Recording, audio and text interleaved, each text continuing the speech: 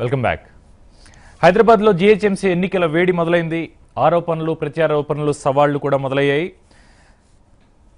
Greater Hyderabad పీఠంపై గులాబీ జెండా ఎగురకపోతే నైతిక బాధ్యతగా తన మంత్రి పదవికి రాజీనామా చేస్తానని కల్వకుంట్ల తారక రామారావు గారు ఒక సంచలన ప్రకటన చేశారు. దీన్ని పీసీసీ అధ్యక్షుడు ఉత్తమ్ కుమార్ రెడ్డి, బీజేపీ రాష్ట్ర అధ్యక్షుడు కిషన్ రెడ్డి, టీడీపీ సవాల్గా తీసుకోవాలన్నారు.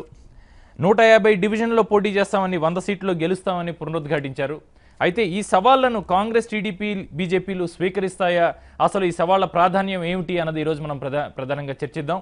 ఈ చర్చలో మనతో పాటు పాల్గొంటానుకున్నారు శ్రీ అద్దంకి దయాకర్ రావు గారు, టీపీసీసీ అధికార ప్రతినిధి వారు, అలానే శ్రీ బిఎన్ రెడ్డి గారు, తెలంగాణ టీడీపీ రాష్ట్ర కార్యదర్శి వారు, అలానే డాక్టర్ రాకేష్ కుమార్ చిరుమిల గారు, తెరాస అధికార ప్రతినిధి వారు, అలానే డాక్టర్ ఎస్ ప్రకాష్ రెడ్డి గారు, బీజేపీ రాష్ట్ర కార్యదర్శి వారు. ప్రకాష్ రెడ్డి గారు, ముందుగా ఈ సవాళ్లు మీరు ఎలా తీసుకుంటున్నారు? కిషన్ రెడ్డి గారు దీనికి ఏమైనా రెస్పాండ్ అవుతున్నారా?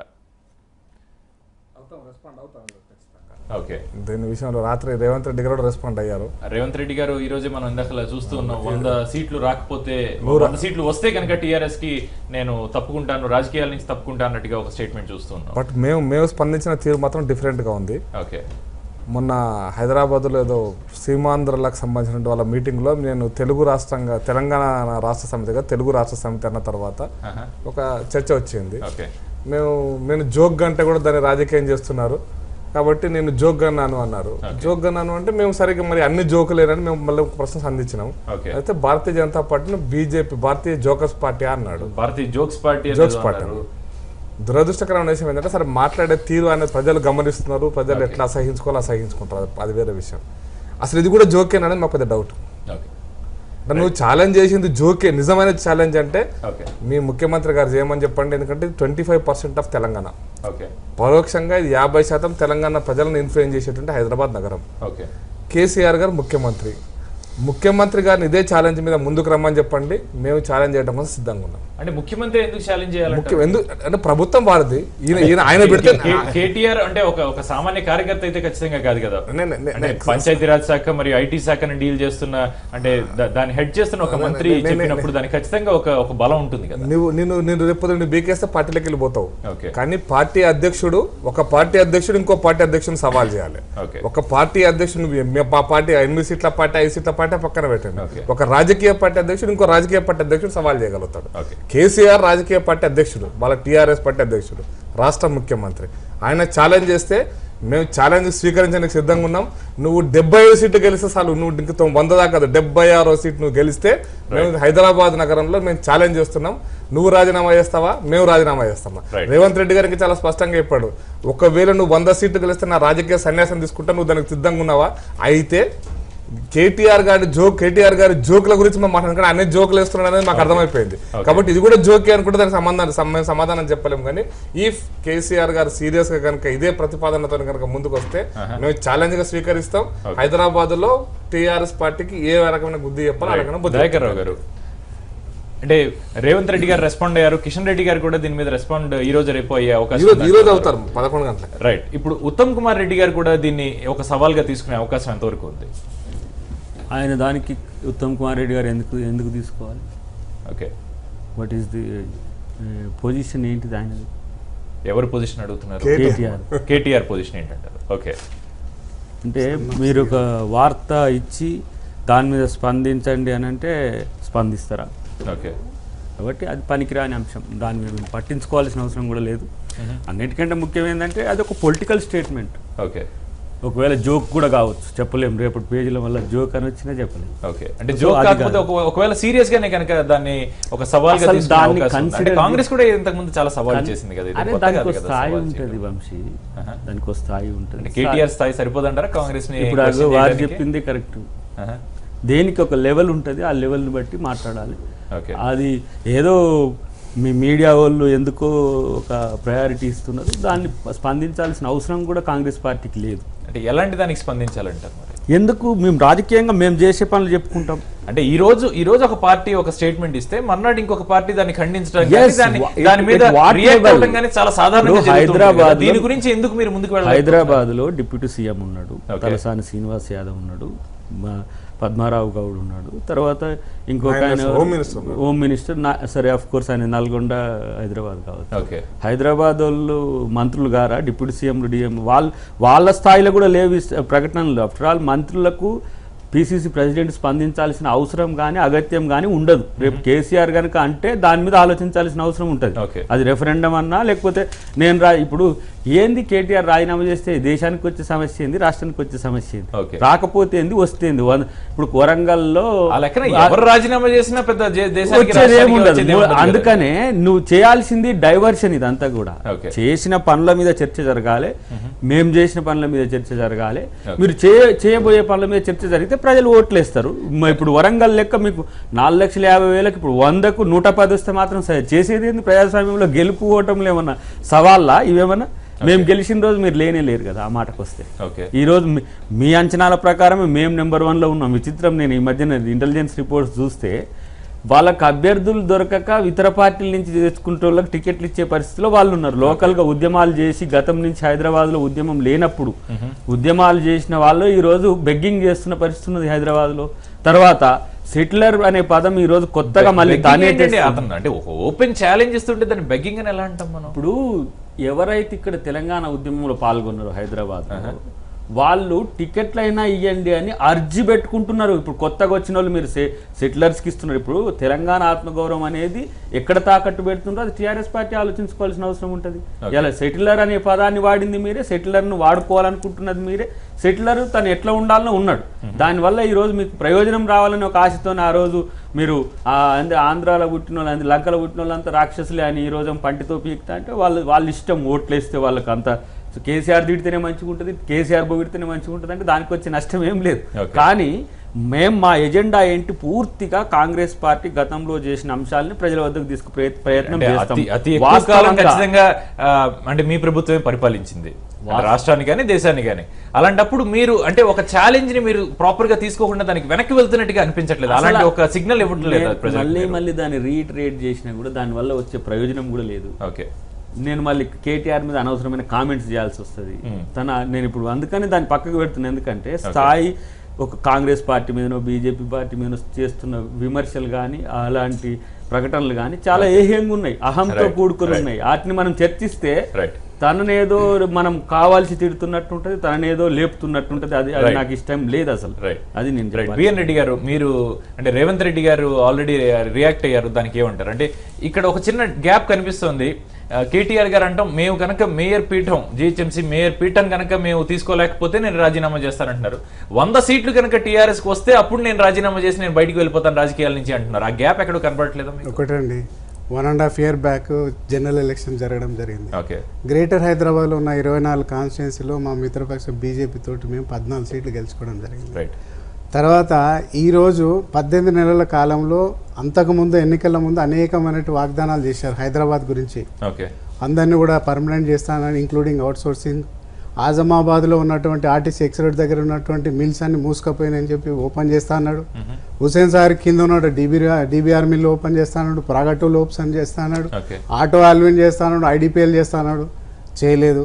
అదేవిధంగా ఈరోజు అనేకమైన ఇందిరా పార్క్లో ఒక వినాయక్ సాగర్ కట్టి అక్కడ బతుకమ్మలు వేయాలి అంత చేస్తా అన్నాడు, చేయలేదు.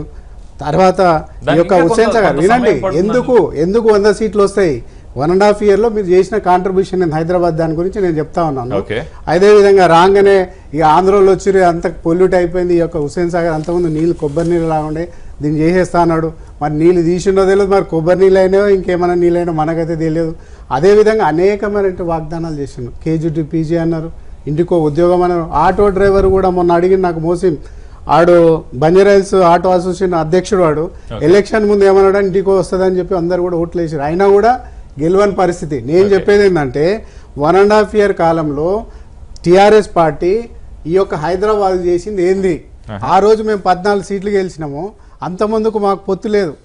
మొన్న 2009 ఎన్నికల్లో జరిగినటువంటి కార్పొరేషన్ ఎన్నికల్లో బీజేపీకి మాకు పొత్తు లేదు. ఓకే. లోన్లీకి పోయినా కూడా మాకు అప్పుడు ఒక ఎమ్మెల్యే లేడు, ఒక ఎంపీ లేడు, ఒక మినిస్టర్ లేడు. ఆ రోజు కాంగ్రెస్ పార్టీకి 52 వస్తే మాకు 45 వచ్చినాయి. ఓకే. ఆ రోజు వీళ్ళు పోటీ చేయనటువంటి పరిస్థితి. ఈరోజు 45 చేసినాం. ఈరోజు బీజేపీ కానీ మేము కానీ 2 ఎంపీలు ఉన్నారు, ఒక సెంట్రల్ మినిస్టర్ ఉన్నాడు, మా దగ్గర 14 మంది ఎమ్మెల్యేలు పోవచ్చు, మీరు లీడర్ పోయి ఉండొచ్చు, ఓటర్స్ ఉన్నారు. ఈరోజు మీరు మాటలు మాట్లాడుతున్నారు. 100 సీట్లు కదా, 45 కంటే ఒక్క సీటు కూడా ఎక్కువ రాదు మీకు. ఈరోజు చెప్తా ఉన్నాం, ఈరోజు 45 మేము ఎలోన్గా గెలిచినాం. ఈరోజు మేము 70 దాకా గెలిచే పరిస్థితి ఉంది. ఎందుకంటే ఆ రోజుకి ఈ రోజు పరిస్థితి మాకు మెరుగుపరిచింది. ఆ రోజు ఉద్యమం నడుస్తుంది. తెలంగాణ పరిస్థితిలో మేము ఏది చెప్పినా నమ్మే పరిస్థితి లేదు. కాబట్టి ఆ రోజు తెలంగాణ గురించి కాంగ్రెస్ కూడా ఒక బేస్ తీసుకుంది, మేము ఇచ్చేవాళ్ళం అని చెప్పి. ఆ రోజు మేము లెటర్ ఇచ్చినా కూడా, ఇది ఆంధ్ర పార్టీ అని చెప్పినా కూడా, ఉద్యమం నడిపినాం కూడా. ఆ తర్వాత ఏం జరిగిన ఎన్నికల్లో మేము 14 సీట్లు గెలవడం జరిగింది. ఈరోజు ఒకటి చెప్తా ఉన్నాను, ఆ రోజు ఈ సెటిలర్స్ అంటారు, తెలుగు రాష్ట్ర సమితి అంటా ఉన్నారు. ఆ రోజు లంకలో పుట్టిన వాళ్ళు కూడా రాక్షసులు అన్నారు. అక్కడ బిర్యానీ పెండలాగా ఉంటుంది అన్నారు. అక్కడ బ్రాహ్మణులకు అసలు మంత్రాలే రేవన్నారు. ఇవన్నీ వాళ్ళు మర్చిపోలేదండి. నువ్వు సెటిలర్ అన్నా, నేను ఈరోజు తెలుగు రాష్ట్ర సమితి అన్నా, ఎన్ని మాటలు చెప్పినా ఈరోజు సెటిలర్ చేశాను. నేను ఒకటి అడుగుతా ఉన్నాను ఈ యొక్క మీడియా ద్వారా, ఒకవేళ మీకు 100 సీట్లు వస్తే మా రేవంత్ రెడ్డి అన్న మరి రిజైన్ చేసి అసలు రాజకీయాల నుంచి వెళ్ళిపోతా అన్నాడు. మరి మీరు చేస్తారని ఆయన సవాల్ చేశారు. నెంబర్ 2, రేపు ఎన్నికల్లో ఈరోజు ఇక్కడ మాదాపూర్లో ఉన్నట్టు అయ్యప్ప సొసైటీలో అందరిని బెదిరించి, మీరు మాకు ఓటేయకపోతే మేము ఇక్కడ అన్ని కూలగొడతామని బెదిరింపులు చేస్తా ఉన్నారు. ఈరోజు చెప్తా ఉన్నాం, ప్రజాస్వామ్యంలో ప్రతి సిటిజన్కి ఓటేసే హక్కు ఉన్నది. వినండి, ఈరోజు నేను చెప్తా ఉన్నాను, ఒకవేళ మీరు 100 సీట్లు గెలవలేదు, గ్రేటర్ పీఠం మీకు రాలేదు అంటే సెటిలర్స్ ఉండకూడదా? మీరు వాళ్ళని హరాస్మెంట్ చేస్తారా? ఈరోజు మీరు అష్యూరెన్స్ ఇవ్వాలి. రాకేష్ భాయ్ అష్యూరెన్స్ గెలవని గెలవపోని ప్రభుత్వం ఉంది. మీరు అందరికి కూడా ప్రజాస్వామ్యబద్ధంగా అందరికి ప్రొటెక్షన్ ఇచ్చే బాధ్యత మీది ఉంది. గెలవపోని, after all it is a corporation. కాబట్టి మేము ఏదైనా కూడా మా రేవంత్ రెడ్డి అన్న కానీ, మా తెలుగుదేశం పార్టీ కానీ ఈరోజు మేము సవాల్ స్వీకరిస్తున్నాం. 100% ఆయన పీఠం ఎక్కే పరిస్థితే లేదు. అలాంటి దాఖలాలు కూడా లేవని ఈ సందర్భంగా రాకేష్ గారు, అంటే సవాల్ని ఖచ్చితంగా తీసుకుంటామంటూ బిఎన్ రెడ్డి గారు అంటున్నారు టీడీపీ వైపు నుంచి. కాంగ్రెస్ మాత్రం వీటిని పట్టించుకోవాల్సిన అవసరం లేదంటున్నారు. ఇది మళ్ళీ జోకా అన్న ప్రశ్న ప్రకాష్ రెడ్డి గారు అడుగుతున్నారు. మీరు దీనికి సమాధానాలు చెప్పాలి. మేము అనేది ఏంటంటే మిత్రపక్షాల ఇద్దరి మధ్య వైరుధ్యమే మీరు ఇక్కడ చూశారు. ఓకే. కేటీఆర్ గారు అది సవాల్ చేస్తే మేము ఎందుకు స్వీకరించాలని బీజేపీ పార్టీ అంది. ముఖ్యమంత్రి గారు చేస్తే ఆయన ముఖ్యమంత్రిగా ఆయన సవాల్ చేస్తే మేము స్వీకరిస్తాను.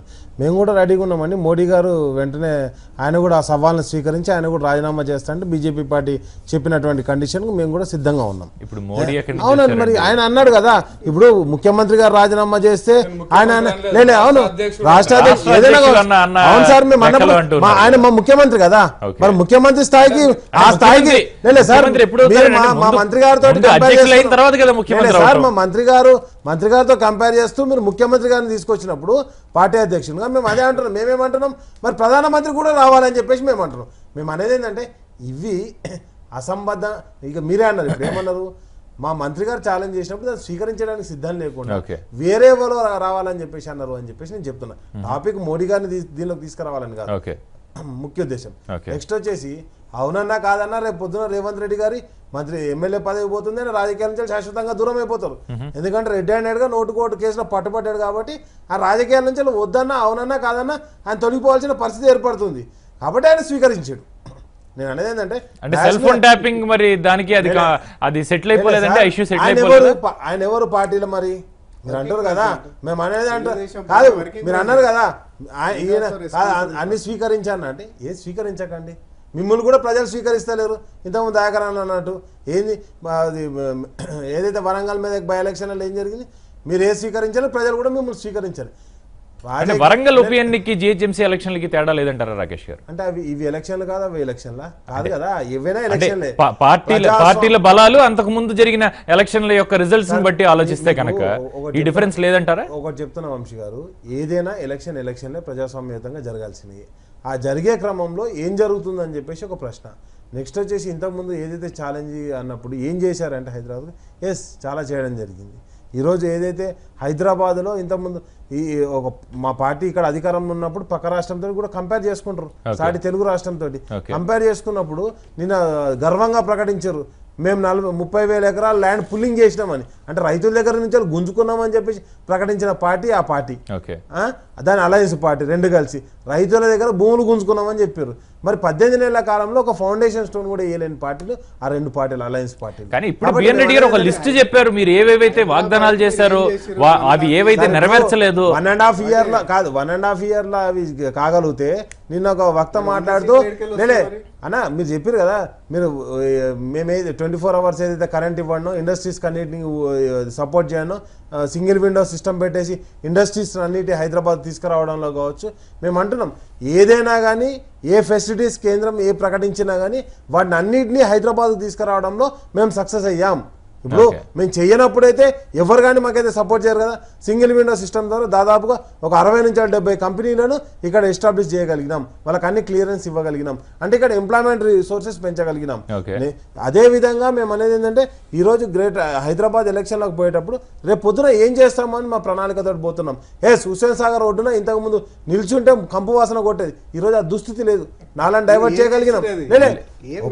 హుస్సేన్ సాగర్ ప్రక్షాళన ఏ రకంగా జరిగింది ఇప్పటిదాకా అన్నది ఒకటి. ఇంకొకటి మీరు ఉద్యోగాలు పెంచామంటున్నారు, ఏ రకంగా ఏ డిపార్ట్మెంట్ లో ఉద్యోగాలు పెరిగాయి కూడా దయచేసి చెప్పాలి రాకేష్ గారు. అవునండి కరెక్టే. అంటే ఖాళీగా ఉన్న పోస్టులు భర్తీలు చేయడానికి కొన్ని నోటిఫికేషన్లు విడుదలయ్యాయి తప్ప కొత్తగా ఉద్యోగాలు వచ్చిన సందర్భం అయితే మనకి అక్కడ ప్రైవేట్ కంపెనీలో ఉద్యోగాలు కాదంటారా మీరు? ప్రైవేట్ కంపెనీ కాదు. ఇప్పుడు నేను అనేది ఏంటంటే మేము ఉద్యోగాల నోటిఫికేషన్ అని ఇచ్చినాం, మరి పక్క రాష్ట్రంలో ఉన్నది కదా ఎన్ని నోటిఫికేషన్లు వచ్చినాయి వంశీ గారు, అది కూడా చెప్పండి. కేంద్రం ఎన్ని నోటిఫికేషన్ ఇచ్చింది అది కూడా చెప్పండి. మేము అనేది ఏంటంటే ఒక్కొక్క అకౌంట్ లో 15 లక్షలు పడతాయి, ఎన్ని లక్షలు పడ్డాయి అది కూడా చెప్పాలి. మేము అనేది ఏంటంటే రాజకీయంగా ఏం జరిగిందని చెప్పేసి మీరు ఎప్పుడైతే ప్రశ్నిస్తారో అదే మిగతా పార్టీలు ఏవైతే హామీలు ఇచ్చినో అవి ఎంతవరకు జరిగినాయని కూడా మేము ప్రశ్నిస్తున్నాం. ఇప్పుడు మేము ఒకటే చెప్తున్నాం, రాకేష్ గారు ఇక్కడ హైదరాబాద్కి వచ్చే వరకు ఏదైతే డెవలప్మెంట్ పాయింట్ ఆఫ్ వ్యూగా ఇంటర్నేషనల్ కంపెనీలన్నింటినీ ఆహ్వానించగలిగినాం. వాళ్ళందరూ కూడా ఇక్కడ పెట్టగలిగినాం. మేడ్ ఇన్ ఇండియా అంటే తప్పకుండా మేడ్ ఇన్ ఇండియాలో భాగస్వామ్యంగా మేము మేడ్ ఇన్ అంటే తెలంగాణలో ఒక మ్యానుఫ్యాక్చరింగ్ బయటకు వచ్చింది, మేడ్ ఇన్ తెలంగాణ అని చెప్పేసి ఒక సెల్ ఫోన్ బయట తీసుకురాగలిగినాం. మేము అనేది ఏంటంటే ఏ మల్టీనేషనల్ కంపెనీ ఇప్పుడు మోడీ గారు ఎన్ని దేశాలు తిరిగి అందరినీ ఇన్వైట్ చేసినా కానీ ఎవరినైతే భారతదేశానికి ఇన్వైట్ చేస్తారో ఇక్కడ మేము రెడీగా ఉన్నాం, మా దగ్గర వచ్చి ఎస్టాబ్లిష్మెంట్ చేయండి అని చెప్పేసి కేంద్రానికి కావచ్చు లేకపోతే వేరే దేశాలకు కావచ్చు మేము విజ్ఞప్తి చేయడం జరుగుతుంది, ఇక్కడికి రావడం జరుగుతుంది. మేము అనేది ఏంటంటే కేంద్రం ఇచ్చే ప్రతి ఫెసిలిటీ కావచ్చు లేకపోతే ఇంకా వేరే దేశాలు వచ్చి ఇక్కడ కంపెనీలు ఎస్టాబ్లిష్ చేస్తా అన్నప్పుడు కావచ్చు ప్రతి ఒక్క దానికి తెలంగాణ వీఆర్ రెడీగా ఉన్నాం. ఇంకోటి ఏంటి హైదరాబాద్ లో మెయిన్ కాన్సన్ట్రేషన్ చేస్తాం కాబట్టి హైదరాబాద్ లో కావాల్సిన మౌలిక వసతులు అన్ని కూడా ఏర్పాటు చేయడానికి ఈ రోజు ఈ రాష్ట్ర ప్రభుత్వం సిద్ధంగా ఉంది. ఆ భరోసాతోటి ఆ నమ్మకంతో ఇక్కడే వ్యవసాయం ఉండదు, ఇక్కడ లేకపోతే బోర్వెల్ ఉండదు. నేను అనేది అంటే వ్యవసాయం ఆధారిత పరిశ్రమలు అయితే అంటే వ్యవసాయం మీద ఆధారపడేటువంటి వ్యవస్థ కాదు కాబట్టి ఇక్కడికి కావాల్సినటువంటి కంపెనీస్ ఏవైతున్నాయో వాటన్నిటిని ఇన్వైట్ చేయడం జరుగుతుంది. అదేవిధంగా కొత్త కంపెనీలు ఇంతకుముందు అన్నట్టు మా ముఖ్యమంత్రి గారు ఏవేవైతే చెప్పారో వాటన్నింటినీ అభివృద్ధి పథంలో తీసుకోవడానికి కంపెనీలు తీసుకురావడం వరకు ఓకే. అంటే బేసిక్ పారిశుద్ధ్యం లాంటివి రోడ్లు ఇవన్నీ కూడా ప్రాపర్ గా హైదరాబాద్ లో ఉన్నాయంటారా ప్రకాష్ రెడ్డి గారు చెప్పండి. బేసిక్ ఇష్యూ ఏంటంటే ఇప్పుడు మీరు చర్చ మొదలు పెట్టారు, కేటీఆర్ గారు సవాళ్ళను స్వీకరిస్తున్నారు, ఆ అంశం చుట్టే మన చర్చ అనుకున్నాం. రైట్. ఈరోజు నేనేమంటున్నా అంటే కేటీఆర్ గారు చాలా విషయాలు మాట్లాడుతున్నారు. హైదరాబాద్లో దయాకరణ చెప్పినట్టుగా మైండ్ గేమ్ అంటే ప్రతిపక్షాలను మైండ్ గేమ్లోకి లాగి నువ్వు ఛాలెంజ్ చేస్తావా నేను ఛాలెంజ్ చేస్తా అంటే అసలు ఈ అభివృద్ధి ఎజెండా చర్చించొద్దు, నువ్వు ఛాలెంజ్ నేను ఛాలెంజ్, నువ్వు ఛాలెంజ్ నేను రోజు పేపర్లో అది పెట్టేస్తే అసలు విషయాలు పక్కన పోతే ప్రజల సౌకర్యాలు మీ సమస్యలన్నీ పక్కన పోతే ఈ మైండ్ గేమ్లో కేటీఆర్ గారు ఉన్నారు. అందుకోసమే బీజేపీ జోకర్స్ పార్టీ అనగానే మేము దాన్ని స్పందించాలా, ఆ స్పందిస్తే మళ్ళీ స్పందించాలి, ఇది అయిపోతుంది. ఇంకా నువ్వు ఏం చేసినావు హైదరాబాద్కు, నువ్వేం ప్రామిసులు చేసినావు, ఏం కంప్లీట్ చేసినావు, చర్చించకుండా ఉండడం కోసం ఆడిన మైండ్ గేమ్లో రాజకీయ పార్టీలు పడడం కోసం ఆడుతున్న నాటకంగా మేము భావిస్తున్నాం. మరి అలాంటప్పుడు దానికి ఎందుకు రెస్పాండ్ అవుతానండి మేము అందుకోసం దయాకర్ గారు అన్నట్టుగా మేము దాన్ని వదిలేస్తున్నాం, మేము దాన్ని అందుకోసం చెప్పాను, మేము దాన్ని జోగ్గానే వదిలేసినామని చెప్తున్నా. మరి 11 గంటలకు మీరు రెస్పాండ్ అవుతానంటే దానికి ఇదే మాట అంటే 11 గంటలకు కిషన్ రెడ్డి గారు రోజు మీట్ ది ప్రెస్ లో ఈ విషయంలో ఏం స్పందించాలనే విషయంలో మా రాష్ట్ర అధ్యక్షుడు స్పందిస్తారని చెప్పాను తప్ప దాన్ని మేము సవాలుగా స్వీకరిస్తున్నామని చెప్పలే నేను. అంటే ఖచ్చితంగా ఈ సవాల్ని స్వీకరించకుండా అయితే జరుగుతుందా? బట్ ఒక్క విషయం ఏంటంటే సవాల్ను స్వీకరించడానికి చాలా చిన్న అంశం అని చెప్తున్నారు. సవాల్ను స్వీకరించడానికి చాలా చిన్న అంశం. ఒక రాష్ట్ర అధ్యక్షుడు ఇంకో రాష్ట్ర అధ్యక్షుడితో సవాల్ కనుక మాట్లాడితే దాని గురించి మాట్లాడదామని అందుకోసమే దాన్ని సీరియస్ గా పట్టించుకోవద్దని చెప్పారు. బట్ నేననే పాయింట్ ఏంటంటే మీరు కేసీఆర్ గారు చెప్పింది కొంతవరకు వాస్తవం. హైదరాబాద్ లో అధికార పీఠం దక్కించుకోవడానికి వాళ్ళు అన్ని కుట్రలు పన్నుతున్నారు. అధికార పీఠం దక్కడం కోసం ఏంటంటే మొదలు అసలు మీరు ఎంఐఎం పార్టీతో మాకు సంబంధం లేదని చెప్తారా? ముందు హైదరాబాద్ చెప్పండి ప్రజలకు. అది ఎవరు చెప్పాలంటారు? కేటీఆర్ గారు చెప్పాలి. మరి ఇది చెప్పినా చెప్పొద్దా? కేటీఆర్ గారు చాలా స్పష్టంగా చెప్తున్నారు, మజ్లిస్ తో మాకు పొత్తు లేదు అన్నది చాలా స్పష్టంగా చెప్తున్నారు.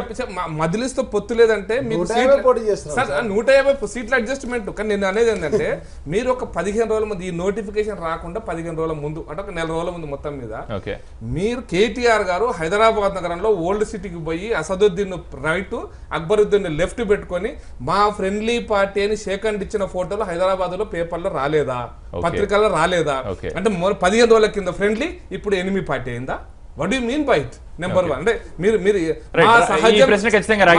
మా సహజ మిత్రులు ఎంఐఎం పార్టీ.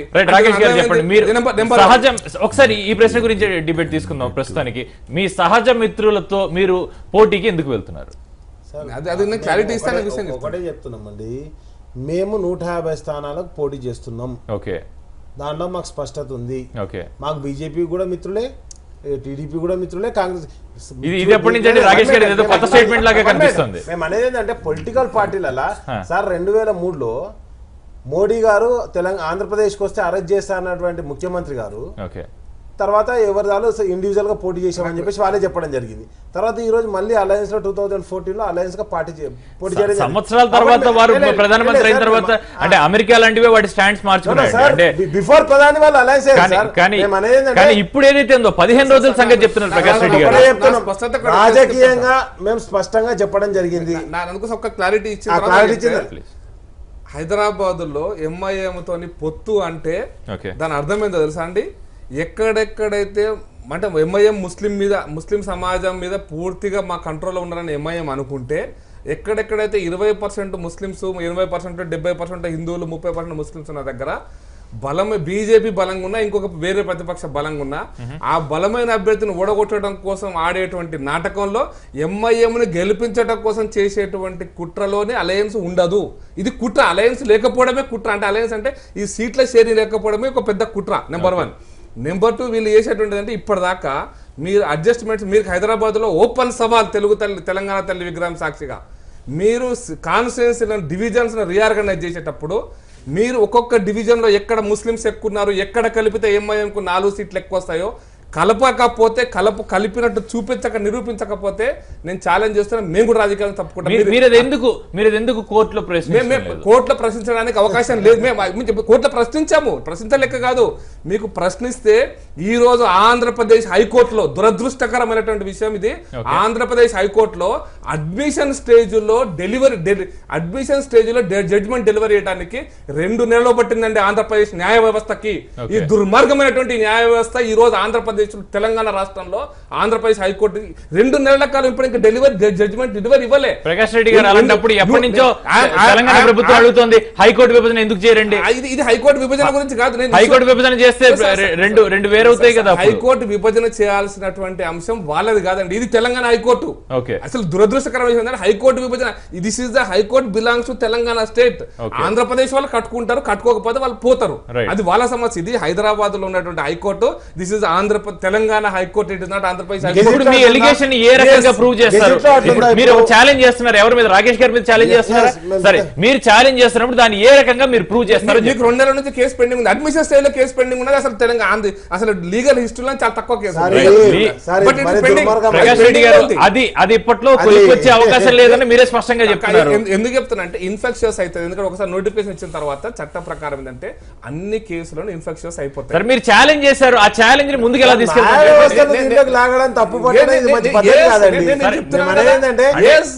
కేసు డిలేడ్ గా ఉంది అన్నది ఆయన అభిప్రాయం. ఇది ఎలా చేద్దాం చెప్పండి. ప్రకాష్ రెడ్డి గారు అది ఓకే, కానీ ఇప్పుడు మీరు ఒక ఛాలెంజ్ విసిరారు రాకేష్ గారి మీద, దాన్ని మనం ముందుకు ఎలా తీసుకెళ్తామో చెప్పండి. నేను అందుకోసమనే మీరు డివిజన్లను ఎంఐఎం సీట్లు ఎక్కువ గెలవటం కోసం మీరు ఈవెన్ మీకు దగ్గర ఉంటే మెహదీపట్నం అంటే కార్వాన్ కాన్స్టిట్యున్సీలో లేదా జూబ్లీహిల్స్ కాన్స్టిట్యున్సీలో ఏ డివిజన్, నానాల్ నగర్ డివిజన్ తీసుకోండి, మెహదీపట్నం డివిజన్ తీసుకోండి, గుడ్డి మల్కార్పూర్ మీకు దగ్గర ఉన్నాయి చెప్తాను, గుడ్డి మల్కాపూర్ డివిజన్ తీసుకోండి, లంగారావు, ఎట్లెట్లా డివిజన్స్ ఎటువైపు నుంచి ఎటువైపు కలిపారు. మీకు ఇంట్రెస్టింగ్లీ మాకు మళ్ళీ అంబర్పేటలో కాచిగూడ డివిజన్ ఉంది. కాచిగూడ డివిజన్ డివిజన్ల చర్చ చేసుకోండి కదా సార్. మేము అనేది ఏంటంటే న్యాయ వ్యవస్థను తప్పు పడతారు, డివిజన్ చేసే వ్యవస్థను తప్పు పడతారు, మొత్తానికి మొత్తం అన్ని తప్పు పట్టేసి Right, right. BN అంటే రెడ్డి మేము కరెక్ట్ అది ఈ రోజు ఎంఐఎంతో న్యాయ వ్యవస్థను తప్పు పట్టడం జరిగింది. అదే విధంగా ఏదైతే బైఫర్కేషన్ తప్పు పట్టడం జరిగింది. సరే, అదే ఇది విధంగా ఏమైనప్పటికీ- నెక్స్ట్ వచ్చేసి వేరే పొలిటికల్ పార్టీ అట్లంటే మరి బీహార్లో మేము ఓడిపోతే పాకిస్తాన్ లో పటాకులు కాలుస్తారంటే ఇక్కడ ఉన్నటువంటి మొత్తం మైనారిటీలను విస్మరించే విధంగా ఒక అధికార పార్టీ నేషనల్ ప్రెసిడెంట్ దాన్ని మాట్లాడేది ఇంతవరకు కరెక్ట్ అండి. మేము అనేది ఏంటంటే ఈ సమాజంలో మమేకమైనటువంటి ఉన్నటువంటి కులాలను కావచ్చు, జాతులను కావచ్చు, అన్ని వర్గాలను కావచ్చు కలుపుకపోవాల్సిన బాధ్యత ఈ భారత ప్రజాస్వామ్య వ్యవస్థ మీద ఉంటుంది. ఆ వ్యవస్థను కించపరిచే విధంగా ఈ పార్టీ మొత్తం మాట్లాడుతా అంటే దాన్ని మీరు భరించండి అంటే this is not a democracy. డెమోక్రసీకి అగ్రెస్ట్ పోతుందని సుస్పష్టం అండి ఇక్కడ. ప్రకాష్ రెడ్డి గారు ఒకసారి మీరు మాట్లాడండి. వంశీ గారు ఒకటే ఒక విషయం చెప్తున్నాను. మీరు ఎంఐఎంతో పొత్తు లేదు, సంతోషం. అంటే పొత్తు లేదంటే పొత్తు ఎట్లుంటుందో మాకు తెలుసు, అది హైదరాబాద్ ప్రజలందరికీ కూడా తెలుసు. సరే, ఒకవేళ అంటే మనం బీహార్లో ఎంఐఎం పోటీ చేసినప్పుడు బీజేపీ పొత్తుందా? లేదు సార్, ఏంటంటే ఎంఐఎం పార్టీ హైదరాబాద్ లో ఉన్న పార్టీ పోయి బీహార్ లో పోటీ చేసినప్పుడు అంటే మీతో పొత్తుందా? మేము అనేది ఒకటే, మీరు పొత్తు పెట్టుకొని అక్కడికి ఎంఐఎం పార్టీని తీసుకుపోయారా? మీరు ఆ ఎంఐఎం పార్టీ అందుకే మీతో కలిసిపోయిందా? చెప్పండి. ఫైనల్ ఒక విషయం చెప్తాను సార్, ఒకటే విషయం చెప్తాను సార్. 3 సంవత్సరాల క్రితం ఆంధ్రప్రదేశ్ హైకోర్టు వాళ్ళకు అక్షంతలు వేసేదాకా అక్బరుద్దీన్ కేసులో ఎందుకు ఛార్జ్ షీట్ దాఖలు చేయలేదనేది ఒక్క మచ్చుతునక మాత్రమే. నేను కేంద్రంలో ఉన్నారు కదా, మేము అనేది ఒకటే, ప్రతి ఒక్క దానికి దీనికి ఒకటే అండి. అవును సార్, వాళ్ళు అట్లా మాట్లాడినప్పుడు మేము కూడా ఇట్లా మాట్లాడాల్సి వస్తుంది. ఇగో సార్,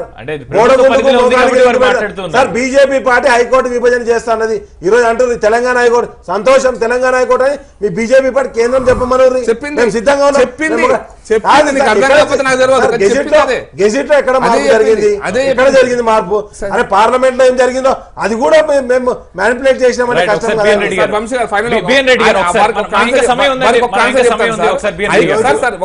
హైకోర్ట్ ఆఫ్ ఇప్పుడు హైకోర్ట్ ఆఫ్ ఎలక్షన్ ముందే చెప్పారు, మళ్ళీ ఎలక్షన్ రంగంలో మళ్ళీ మాట్లాడుతున్నారు. అంతకు మించి ఏం లేదు. బీజేపీ పార్టీ ఎలక్షన్ ఏ రాష్ట్రం ఉంటే ఆ రాష్ట్రానికి ఫండ్స్ ఇవ్వడం, లేకపోతే ఆ రాష్ట్రానికి పోయి మాట్లాడడం, ఆడ పోయి వేల పాటలు పెట్టడం తప్పితే బీజేపీ పార్టీ 40 దేశాలు తిరగడానికి టైం దొరికినటువంటి మోడీ గారికి 29 రాష్ట్రాలు తిరగడానికి టైం దొరకలేదా? ఈ విషయంలో మీరు మాట్లాడితే నేను మళ్ళీ చెప్తున్నా, దుర్మార్గపు స్టేట్మెంట్ కేసీఆర్ ఇస్తున్నాడు, కేటీఆర్ ఇస్తున్నాడు. అంటే ఒక ప్రధానమంత్రి కేరళకు పోతే కాంగ్రెస్ ముఖ్యమంత్రి కాంగ్రెస్ ముఖ్యమంత్రి మాజీ ముఖ్యమంత్రి స్టాచ్యూ ఇనాగ్రేషన్ కు పోతే అక్కడ ఉన్నటువంటి కాంగ్రెస్ ముఖ్యమంత్రి మీరు ఈ ఫంక్షన్ అటెండ్ కావద్దని చెప్పేసి స్పందించాలి సార్. మొన్న డిబేట్ అయిపోతుంది సార్, మొన్న కేరళ విషయంలో స్పందించాలి సార్. కేరళ హైదరాబాద్ కు వచ్చి నేను ప్రైవేట్ ప్రోగ్రామ్ మా ఇంట్లో దావత్ చేసుకుంటూ మా ఇంట్లో ఒక ఫంక్షన్ ఒక మీ యాగం చేస్తే మీరు కాంగ్రెస్ పార్టీ ముఖ్యమంత్రి అధికారిక ప్రోగ్రామ్ కాదు సార్. కామన్ సెన్స్ ఉండాలి. కేసీఆర్ లాంటి రాష్ట్ర ముఖ్యమంత్రులకు కామన్ సెన్స్ అంటే చెప్తుంది. యాగం గురించి Kerala program private program, private program. అది కాదంటారా? అంటే వాళ్ళు చెప్తున్నది అది ప్రైవేట్ ప్రోగ్రామ్. ప్రైవేట్ ప్రోగ్రామ్ ఒక ముఖ్యమంత్రి ప్రైవేట్ ఎట్లయితాడు? ముఖ్యమంత్రి కాదు, వారు చేసుకునే ప్రోగ్రామ్ ప్రైవేట్ ప్రోగ్రామ్. ఆ ప్రోగ్రామ్ చేసింది ఎవరికి? ఒక ఆషామాషి వ్యక్తికో. ఒకసారి కేరళ ఇష్యూ పక్కన పెట్టి ఒకసారి బిఎన్ రెడ్డి గారు సబ్జెక్ట్ అనేది 100 సీట్లు మేము రిజైన్ చేస్తామా రెస్పాండ్ కావాల్సింది ఇదంతా డైవర్ట్ అవుతుందండి. దయచేసి నేను ఒకటే నిమిషం మాట్లాడతా. ఈ రోజు హైదరాబాద్ లో సరే బైఫర్కేషన్ ఎట్లయింది, డీలిమిటేషన్ ఎట్లయింది, ఓట్లు ఎట్లా తీసేసి అంతా అయిపోయింది, షెడ్యూల్ వచ్చింది, నోటిఫికేషన్ వచ్చింది, నిన్నటి నుంచి నామినేషన్స్ కూడా స్టార్ట్ అయినాయి. మనం దాన్ని పోకుండా ఈ రోజు 100 సీట్లు సవాలు విసిరారు, తెలుగుదేశం ఇన్ఫ్లుయెన్సులు చేసుకున్నారు. ఈ రోజు నేను ఒకటే అడుగుతా ఉన్నాను, హైదరాబాద్లో ముస్లిమ్స్కి ఎన్నికల ముందు 3 నెలల్లో 12% రిజర్వేషన్ చేస్తానన్నాడు. ఈరోజు ముస్లిమ్స్ కూడా ఒక్క సైడ్ పోయి టీఆర్ఎస్ కేసే పరిస్థితి లేదండి. ఈరోజు తెలంగాణ వేరు, హైదరాబాద్ వేరు. హైదరాబాద్లో 10 జిల్లాల మనుషులు ఉన్నారు, మరాఠీస్ ఉన్నారు, సింధీస్ ఉన్నారు, అన్ని రకాల మనుషులు, కాస్మోపాలిటన్ సిటీ. ఇక్కడ ఎవ్వరు కేటీఆర్ ఏమన్నా మేమేదన్నా ఇంకా కాంగ్రెస్ ఏదైనా బీజేపీ నమ్మే పరిస్థితి లేరు. What is what to do, what not to do అన్నట్టుగా వాళ్ళందరూ డిసైడ్ అయి ఉన్నారు. అధికార ఈరోజు పక్షం వినండి. ఏది ఉందో దానికి అనుగుణంగా లేదండి. జిహెచ్ఎంసీ ఎలక్షన్ రిజల్ట్స్ వచ్చిన ఎప్పుడు సందర్భాలు కూడా మనకు లేవా అలాంటి గతంలో? ఏం లేవు. మేము 2-3 సార్లు చేసినప్పుడు కూడా మాకు అలాంటి రిజల్ట్స్ ఏం రాలేదు. 22, 23 అట్లా వచ్చినాయి. లాస్ట్ లో మేము అధికారం లేదు, 45 సీట్లు వచ్చినాయి మాకు. అలాంటిది ఏం లేదు. ఇక్కడ గెలిచిన సంగతి చెప్తున్నా. ఎవరైతే అధికార పీఠం ఫైనల్ గా తీసుకుంటున్నారో ఎప్పుడే గానీ ఆ అధికారం ఎవరైతే- జరిగింది. ఇప్పుడు అంటే మీకు 40 సీట్లు వచ్చినా గతంలో బండ కార్తికారెడ్డి గారు ఆ తర్వాత ఎంఐఎన్ నుంచి మేయర్ అయ్యారే తప్ప మీరైతే మేయర్ కాలేదు కదండి. మేము ఎప్పుడే కానీ డైరెక్ట్ ఎలక్షన్ లో పెట్టినప్పుడు 2002లో మేము మేయర్ కైవసం చేసుకోబడింది. హైదరాబాద్ లో ఇండైరెక్ట్ ఎలక్షన్ అంటే ఎప్పుడైనా ఎంఐఎం తోటి కలిస్తేనే ఇక్కడ కాంగ్రెస్ కానీ ఒక్క నిమిషం అన్న, కాంగ్రెస్ కానీ రేపు టిఆర్ఎస్ కానీ ఎంఐఎం తోటి కలవకుండా మేయర్ తీసుకునేది ఇంపాసిబుల్. ఇంకొకటి, హైదరాబాద్ లో అనేకమైన వాగ్దానాలు చేశారు. 100 సీట్లు అనేది కలలోని మాట. మేము దానికి రెస్పాండ్ అయినాం. 100% దాని చికాన్ అయితే కానీ అందులో కూడా ఒక చిన్న తేడా ఉంది. బిఎన్ రెడ్డి గారు ఇందాక కూడా మనం మాట్లాడుకున్నాం. నేను గెలవకపోతే నేను అంటే మేయర్ పదవి కనుక టిఆర్ఎస్ కి రాకపోతే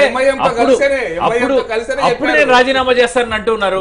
కాకపోతే రేవంత్ రెడ్డి గారు మాత్రం 100 సీట్లు టిఆర్ఎస్ కి వస్తే నేను రాజీనామా చేస్తానన్నారు. ఈ గ్యాప్ కనబడటం లేదా? లేదా మేయర్ పదవి కనుక నిజంగా టిఆర్ఎస్ కి వస్తే అప్పుడు నేను రాజీనామా చేస్తాను రేవంత్ రెడ్డి గారు అనే పరిస్థితి ఈ రోజు ఉందా చెప్పండి. ఒకటండి, ఈ రోజు ఇండైరెక్ట్ ఎలక్షన్ అని అంటే అనేకమైనటువంటి కారణాలు ఉంటాయి. ఈ రోజు 35 నుంచి 40 వాళ్ళకి ఇండైరెక్ట్ ఓట్స్ ఉన్నాయి. ఎవరు గెలిచిన ఎమ్మెల్సీ హైదరాబాద్ అందరూ కూడా ఈ రోజు అందరూ కూడా ఈ రోజు కాదండి, ఆ రోజు డైరెక్ట్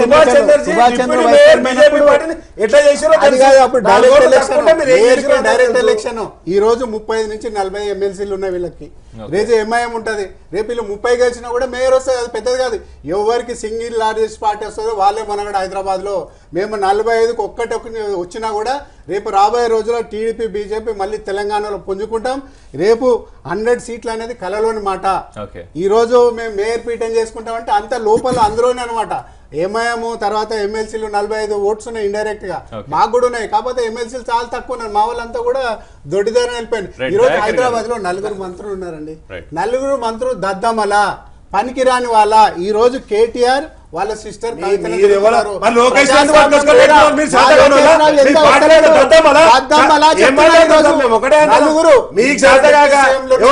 ఒక శ్రీనివాస్ యాదవ్ టైగర్ మా దగ్గర ఉన్నప్పుడు టైగర్ ఆయన ఈ రోజు ఎక్కడుండో తెలియదు. ఈ రోజు సనతారు కాదు, శ్రీనివాస్ యాదవ్ అన్నట్టు స్టేట్ లీడర్. ఆ స్టేట్ లీడర్ తీసుకొచ్చి ఒక మంత్రి పదవి ఇచ్చి సనతార్లో తిరిగిపోని చెప్తున్నారు.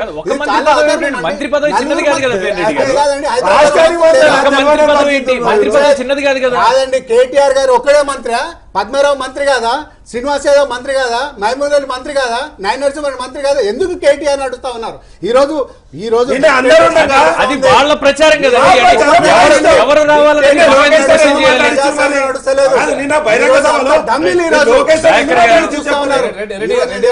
హైదరాబాద్ లో అందరు కూడా విఘ్నులు ఉన్నారు. అందరు మైనారిటీస్ కూడా ఏరు. ఈ రోజు కాంగ్రెస్ కేయచ్చు, మాకేయచ్చు, మాది కూడా సెక్యులర్ పార్టీ. ఈ రోజు వాళ్ళు ఇండైరెక్ట్ గా పొత్తు పెట్టుకుంటూ ఎప్పుడు కాంగ్రెస్ తో పెట్టుకున్నా కూడా వాళ్ళు ఎప్పుడు కూడా అండర్స్టాండింగ్ లో ఒక వీక్ క్యాండిడేట్ వాళ్ళకి 100 సీట్లు కదా 50 మాట్లాడి చాలా సేపు అయిందని ఆయన అంటే వరంగల్ ఉప ఎన్నికలో కూడా అంటే మీ ప్రయత్నం చేసాము, మేము ఓడిపోయాము అన్నది ఒప్పుకోవాల్సి వచ్చింది. ఇప్పుడు కూడా అదే స్థాయిలో జిహెచ్ఎంసీ ఎలక్షన్ లో ఎన్ని వస్తాయిలే అన్నట్టు మీరు ఏమైనా ఉన్నారా? అగ్రెసివ్నెస్ ఏమైనా కనబడటంలో కొంచెం తక్కువ అవుతుందా అన్నది ఒక చిన్న ప్రశ్న. ఇప్పుడు ఇది మినీ ఆంధ్రప్రదేశ్ ఎలక్షన్ ఇది. ఓకే, సో అంటే mini Telangana mini Andhra Pradesh election.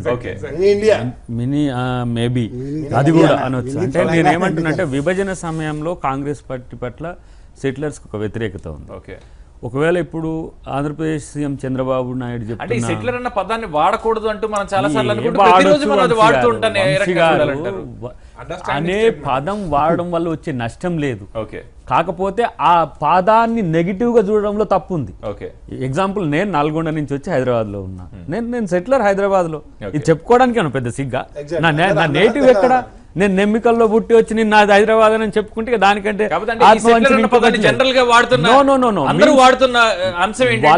Andhra Pradesh నుంచి వచ్చి ఇక్కడ ఉన్న వాళ్ళ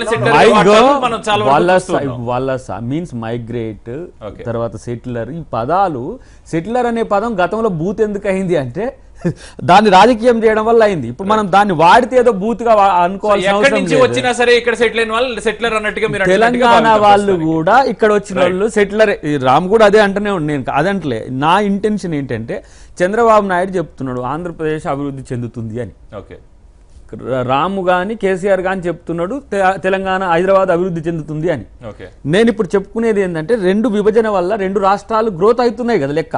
ఎవరైతే విభజన వల్ల నష్టపోద్దని అనుకున్న వాళ్ళకి ఇప్పుడు క్యాపిటల్ అమరావతి లాంటి క్యాపిటల్ వస్తుంది. అక్కడ మొత్తంగా కూడా అకార్డింగ్ టు టీడీపీ గవర్నమెంట్ మనం అక్కడ డెవలప్మెంట్ అనేది చాలా ఫాస్టర్ గ్రోత్లో ఉందన్నట్టు. ఇక్కడ ఉన్న సెటిలర్ ఇప్పుడు కాంగ్రెస్ పార్టీ విభజన చేయడం వల్ల నష్టమైంది అనుకున్న దానికంటే ఇప్పుడు పాజిటివ్ యాంగిల్ ఉంటుంది. ఇప్పుడు కొంచెం మాకు అనుకూలంగా ఉన్నది. ఇప్పుడు ఎగ్జాంపుల్ మీరు మహారాష్ట్రలో చూస్తే మొన్న ఎన్నికల్లో థంపింగ్ మెజారిటీతో బీజేపీ వచ్చింది. ఇప్పుడు ఆడ మహానగర్ పంచాయతీ జరిగితే 289కి ఐఎన్సీ నేషనల్ కాంగ్రెస్ పార్టీ 107 వచ్చింది, ఎన్సీపీ 58 వచ్చింది, శివసేన 55 వచ్చింది, బీజేపీ 24 వచ్చింది. అంటే అక్కడ ప్రజలు ఒకవేళ లోకల్ దానికి కాంగ్రెస్ పార్టీకి ఇవ్వాలనుకుంటే రేపు నిర్ణయం మారొచ్చు కాక. రెండో ప్రధానమైన అంశం దీంట్లో ఏంటి అని అంటే, నేను హైదరాబాద్ డెవలప్మెంట్ గురించి నేను చెప్పాలంటే చాంతాడంత లిస్ట్ ఉంటుంది. చెప్పుకోవాల్సింది ఇప్పుడు కొత్తగా నేనేం చేసినా 18 నెలల కాలంలో టీఆర్ఎస్ పార్టీ చెప్పుకోవచ్చు. అధికారంలో ఉన్న బీజేపీ హైదరాబాద్కి ఏం చేసిందో చెప్పుకోవాల్సిన బాధ్యత వాళ్ళకు ఉంది. చాలా తక్కువ అంటారండి జనరల్ గా. సో ఆ రకంగా మీరు చేసిన అభివృద్ధిని చెప్పుకోవాల్సిన అవసరమే లేదంటారా? వంశీ గారు, ప్రజల మెమరీ మనం తక్కువ అనుకుంటాం. ఎక్కడ వాత పెట్టాలనో ప్రజలకు చాలా బాగా తెలుసు. చరిత్రలో ప్రజలు తమ ప్రభుత్వాలను తాము ఏర్పరచుకోవడానికి ఎన్నో చరిత్రలు సృష్టించిన ప్రజలు. ఎలా ఇప్పుడు ఇంత స్వాతంత్రం ఇచ్చిన పార్టీ కాంగ్రెస్ తెలంగాణలో గతంలో ఓడిపోయిందంటే వాత పెట్టారన్నమాట మీరు ఒప్పుకుంటారా? అది వాత పెట్టిండ్రు అని అనేది వాత పెట్టిండ్రు అనుకుంటే వాత అనుకోవచ్చు, నష్టం పోయిండ్రు అనుకుంటే నష్టం కూడా అనుకోవచ్చు. ప్రజలు నష్టపోయారు అంటే కాంగ్రెస్ ని గెలిపించకపోవడం వల్ల ప్రజలు నష్టపోయారంటారు. ఇప్పుడు రేపు మీకు ఒక 3-4 దాడులు ఇండియా మీద జరిగిన తర్వాత బీజేపీని ఎంచుకోవడం ద్వారా ఏం ప్రజలు కోరుకుంటో తెలుస్తుంది. రేపు హైదరాబాద్ కూడా మీరు టీఆర్ఎస్ పార్టీ చేతిలో పెట్టిన తర్వాత, తెలంగాణ మొత్తం కూడా టీఆర్ఎస్ పార్టీ చేతిలో పెట్టిన తర్వాత రైతుల ఆత్మహత్యలు చేసుకుంటే పట్టించుకోకపోతే ఇదే మంచిది అనుకుంటే అది అందరి ఇష్టం. కాబట్టి పరిపాలన అనేది బాధ్యత. దాన్ని రాజకీయం చేయడం అనేది ఇప్పుడు ఈ ప్రభుత్వానికి ఒక అలవాటుగా మారింది, రివాజుగా మారింది. రాజకీయాలు వేరు. రాజకీయాలు పార్టీలుగా నేను చేసిన నేను చెప్తా, నేను చేసిన నేను చెప్తా. విపక్షాలే లేకుండా చేయాలని ఎత్తుగడ ఏదైతే ఉందో దాంట్లో భాగంగా ఇదంతా నడుస్తున్న డ్రామా. నేను చేయాలంటే ఇప్పుడు మేము చెప్పుకోవాలంటే ఎన్ని ఉంటాయి. నేను పెట్టిన మెట్రో ట్రైన్కే నువ్వు ఎక్కి ఫోటోలు దిగుతుంటివి, నేను తెచ్చిన గోదావరి జలాలకే నువ్వు ఫోటోలు దిగి వేస్తుంటివి. మొన్న ఒక మిత్రుడు కామెంట్ చేసింది, ఎవరు మన మూలికలు అమ్ముకుంటాడు ఎన్టీఆర్ తో ఫోటో దిగుతాడు, అమితాబ్ బచ్చన్తో ఫోటో దిగుతాడు, తర్వాత చిరంజీవితో ఫోటో దిగి ముందట పెడతారు. అట్లా ఉన్నది ఇప్పుడు. కాబట్టి నాకు ఫ్లెక్సీలు కూడా, నాకు ప్రచారానికి కూడా నాకు ఏజెన్సీల నుంచి రాకుండా చేస్తుంటారు. ఇప్పుడు యుద్ధం జరిగేటప్పుడు సమానమైన గ్రౌండ్ ఉండాలి, ప్రతిపక్షాలకు కూడా ఆ ఓపిక ఇవ్వాలి. నాకేమో ఇంతంత కోర్టు గీసి నువ్వేమో ఇంత పెద్ద కోర్టు గీసుకొని నన్ను వచ్చేమో అవుట్ చేసి నువ్వు మాత్రం ఇంత పెద్ద కోర్టులని దొరకకుండా పోతా అంటే ప్రజలు దొరికించుకుంటారు. ఇంకోటి ప్రధానమైన అంశం, ప్రజాస్వామ్య వ్యవస్థలను కొలాప్స్ చేయడం ద్వారా పరిపాలన కొనసాగిస్తూ ప్రజల మనసులు ప్రతిసారి గెలుచుకుంటామంటే తప్పు. గెలిచేదంతా న్యాయమే. ఏ తప్పు చేసైనా గెలిస్తే అది తుడిచిపెట్టుకుపోతుందని ఏదైతే చర్చ ఉందో, యాగాలు చేయడం ద్వారా తప్పులు కూడా కప్పిపుచ్చుకోపోతాయని చెప్పుకునే ప్రయత్నం ఏదైతే ఉందో అది ప్రజలు గమనించాలి. ముఖ్యంగా సెటిలర్కు, ముస్లింకు, ఇక్కడ ఉన్న తెలంగాణ వాళ్ళకు మా పార్టీ అప్పీల్ చేస్తున్నది ఏంటంటే, ఎంఐఎం అనేది ఎప్పుడు అవకాశవాద రాజకీయాలతో ఉన్నది. ఎప్పుడు అధికారం ఉంటే అటువైపు ముస్లింలను కన్వర్ట్ చేయడానికి ఒక ప్రయత్నం చేస్తున్నది. ఇక్కడ అవగాహనతో ఒక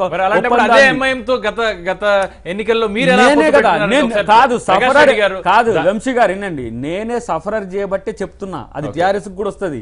అంటే అధికారం కొరకు వక్ఫ్ భూముల వాటిని అప్పీల్ చేయాలి కదా. నేను ఇప్పుడు అది ఆ సమస్యను అడ్రస్ చేయకుండా మనం అది ప్రజలకు చెప్పకుండా, ఇప్పుడు కాంగ్రెస్ పార్టీతో ముస్లిం లేరని మీకు ఏమైనా ఫీలింగ్ ఉందా? ఎంఐఎంతోనే ఉన్నారని ఏమైనా ఉందా? ఎంబీటీతో ముస్లింలు లేరా? మీరు ఎవరితో ఉండొచ్చు కానీ ఎంఐఎంతో పొత్తు గురించి మీరు చెప్పారు. అవకాశవాదం ప్రభుత్వంలో ఉన్నప్పుడు అవకాశవాదం కొరకు వాడుకుంటున్నారని చెప్పే ప్రయత్నం నేను ఆ పార్టీ మీద కామెంట్ చేయాలి. రెండవది, సెటిలర్ ఎవరైతే ఉన్నారో మీరు నిజంగా తెలంగాణ ఇవ్వడం ద్వారా నష్టపోయిందని ఫీల్ అయ్యిండ్రు. అది తప్పు అనే సంకేతం మీ ప్రభుత్వమే చెప్తున్నది, అక్కడ ఆంధ్రప్రదేశ్ ప్రభుత్వం. కాబట్టి కాంగ్రెస్ పార్టీకి అవకాశం స్పందిస్తాను సార్. మీరు ఇంతమంది అడిగారు హైదరాబాద్ లో ఈవెన్ 86 ఎన్నికలు జరిగినాయి. అంతకుముందు ఎప్పుడు 73, 72 జరిగినాయి. సర్వజన పొలాటి కంటే ముందు జరిగిన ఎన్నికలు మనకు మేము పుట్టక ముందు మీకు తెలియక ముందు మాకు రాజకీయాలు తెలియక ముందు. బట్ 86 ఎన్నికలు జరిగినాయి. 86లో 26 కాంగ్రెస్ గెలిచింది, 25 టీడీపీ గెలిచింది, అప్పుడు బీజేపీ 12 గెలిచింది, ఎంఐఎం 32 గెలిచింది. ఒక 2.5 సంవత్సరాల పాటు కాంగ్రెస్ ఎంఐఎం దోస్తి అయిపోయి. అప్పుడు చంద్రబాబు మీరు అన్నారు అధికారానికి వ్యతిరేకంగా ఓటేస్తారంటే అప్పుడు ఎన్టీ రామారావు గారు ముఖ్యమంత్రిగా ఉన్నప్పుడు ఎన్టీ రామారావు గారికి వ్యతిరేకంగా హైదరాబాద్లో ఎంఐఎం కాంగ్రెస్ దోస్తీ చేసి 2.5 సంవత్సరాల మేయర్ పదవి ఉన్నారు. ఆ తర్వాత కాంగ్రెస్ పార్టీ విడ్రా చేసుకున్న ఎన్నికల దగ్గరకు వచ్చినప్పుడు ఎన్టీ రామారావు గారు టీఆర్ఎస్ పార్టీ ఎంఐఎం కలిసి మళ్ళీ ఎంఐఎం మేయర్ అయింది. మళ్ళీ ఎన్నికలు జరిగినాయి. మళ్ళీ ఎన్నికలు జరిగితే సేమ్ స్టోరీ, ఇప్పుడు కూడా అంతే సేమ్ స్టోరీ. హైదరాబాద్ ఎన్నికలలో స్వతంత్రంగా except Tigala Krishna Reddy direct elections పెట్టినప్పుడు తప్పిస్తే ఎప్పుడు కూడా ఏ పార్టీకి పూర్తి స్థాయి 50% సీట్లు వచ్చినట్టు దాఖలాలు ఎప్పుడు నాకు తెలిసినటువంటి ఈవెన్ అంతకుముందు సరోజి పుల్లారెడ్డి గారు ఎప్పుడో మీరు అంతకుముందు కుమిదిని నాయక్ చరిత్ర అందుకోసం ఇప్పుడు జరగబోయే ఎలక్షన్ లో ఖచ్చితంగా ఈ సవాళ్ళ గురించి ఒకసారి ఖచ్చితంగా ఫైనల్ ఒకటే పాయింట్ చెప్తాను. ఖచ్చితంగా ఎంఐఎం పార్టీ పరోక్షంగా టీఆర్ఎస్ ఇదివరకు అందుకోసం మేము చెప్పాము కాంగ్రెస్ మజ్లిస్ కలిసి ప్రభుత్వం 5 ఏళ్ళు నడిపించినారు. ఇప్పుడు ఎంఐఎం టీఆర్ఎస్ కలిపి నడిపిస్తారు వేరేదు. బట్ ఇంకొక విషయం మీరు అడిగారు వారికి చెప్తున్నప్పుడు ఒక చిన్న సందర్భం చెప్పాను. మీరు కేటీఆర్ గారు ఒక్కటే నిమిషం కేటీఆర్ గారు హైదరాబాద్కు మీరు ఎందుకు ఆయన మంత్రి కదా అన్నారు. ఆయన హైదరాబాద్ మంత్రి అయినా ఇన్ఛార్జ్ మంత్రి అయినా మేము మంచిగానే ఉంటుండే, లేదా మున్సిపల్ శాఖ మంత్రి అయినా మాకు సంతోషమే. పట్టణాభివృద్ధి శాఖ మంత్రి హైదరాబాద్ కైనా పంచాయతీరాజ్ శాఖ హైదరాబాద్ కాదండి. ఫైనల్ ఒక మాట చెప్తాను సార్. కిషన్ రెడ్డి గారికి 4 రోజులు అయితే అధ్యక్ష ఇది కాదు చర్చ కాదు కానీ కిషన్ రెడ్డి గారిని ఛాలెంజ్ చేసిందే మరి కేటీఆర్ గారు 4 రోజులు అధ్యక్ష పదవి పోతున్నప్పుడు కిషన్ రెడ్డి గారిని ఎలా ఛాలెంజ్ చేశారు? నేను అడిగిన దానికి ఫైనల్ గా ఇన్ఛార్జ్ మంత్రి అయితే కూడా మాకు అభ్యంతరం లేదు సార్. మేమంతా దుస్థితిలో లేం సార్. మేము అంటున్నాం కాశ్మీర్ ముక్తి మోర్చా తోటి అలయన్స్ పెట్టుకుని ప్రభుత్వాన్ని ఏర్పాటు చేసినంత దుస్థితిలో ఎంఐఎం పార్టీ తోటి కలిసి మీరు ఇక్కడ పోటీ చేస్తున్నారనే దుస్థితిలో మాత్రం మేము లేము.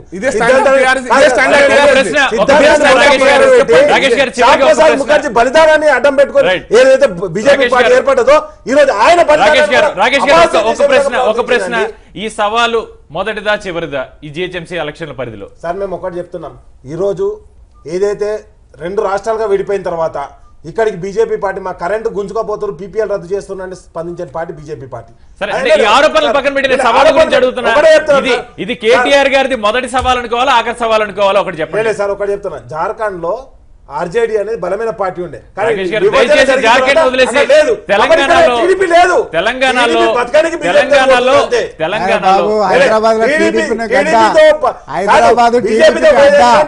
టీడీపీ బతకడానికి హైదరాబాద్ అభివృద్ధికి ఎన్ని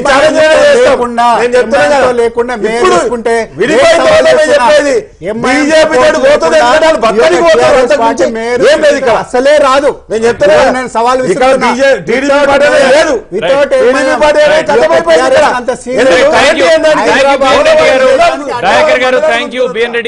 రాకేష్ గారు, ప్రకాష్ రెడ్డి గారు, థ్యాంక్ యూ సో మచ్ అండి. ఇది కూడా జోకేనా అంటూ ప్రకాష్ రెడ్డి గారు ఒక ప్రశ్న వేస్తున్నారు. టిఆర్ఎస్ మంత్రి ఎవరైతే కేటీఆర్ గారు స్టేట్మెంట్ ఉందో సవాల్ ఉందో ఇది కూడా జోకేనా అన్న ఒక ప్రశ్న వేశారు. సహజ మిత్రులైన ఎంఐఎంతో టీఆర్ఎస్ ఎలా పోటీ చేస్తుందన్న ప్రశ్న కూడా వారు వేస్తూ ఉన్నారు. అయితే మేము రెస్పాండ్ అవ్వాల్సిన అవసరమే లేదు ఈ సవాల్ కంటూ దయాకర్ రావు గారు ముందుగానే మనకు స్టేట్మెంట్ ఇచ్చారు.